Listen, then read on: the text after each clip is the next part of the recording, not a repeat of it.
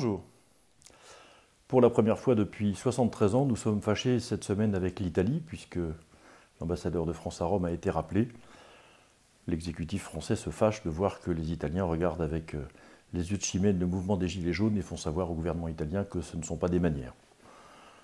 Est-ce une manifestation supplémentaire de la brutalité de notre président ou son incapacité à traiter le sujet? Personne ne le sait. En tout cas, c'est une affaire nouvelle qui s'ajoute à tous les travers précédents du comportement de cet exécutif.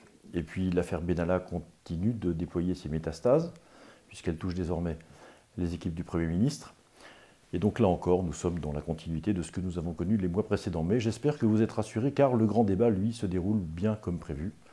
Et nous apprenons petit à petit que ce grand débat n'est pas du tout une discussion entre le chef de l'État et le peuple français, mais bel et bien la campagne électorale européenne et municipale de La République En Marche.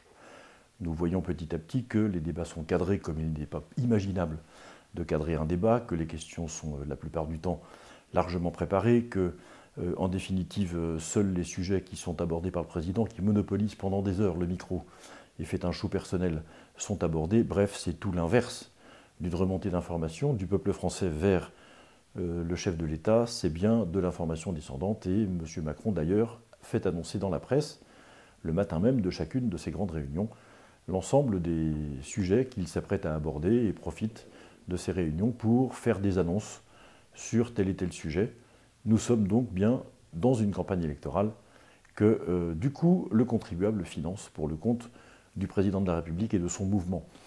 Nous n'étions pas dupes de cette affaire et nous avions dit il y a quelques jours, quelques semaines déjà, que cette opération de grand débat n'était destinée qu'à redorer l'image personnelle du chef de l'État et certainement pas à écouter les Français en vérité. D'ailleurs, lors de ses vœux pour la nouvelle année, le président de la République avait bien annoncé que, même si les Français continuaient de trépigner, de hurler, de vociférer, lui continuerait à faire ce qu'il avait décidé, puisque, dit-il, il a été élu sur un projet. Personne ne sait lequel, peut-être même pas lui, mais en attendant, ce projet se déploie, grand débat ou pas grand débat. J'espère en tout cas que les Français ne seront dupes de rien et que très rapidement, cette mécanique de manipulation générale sera éventée. En tout cas, c'est mon souhait.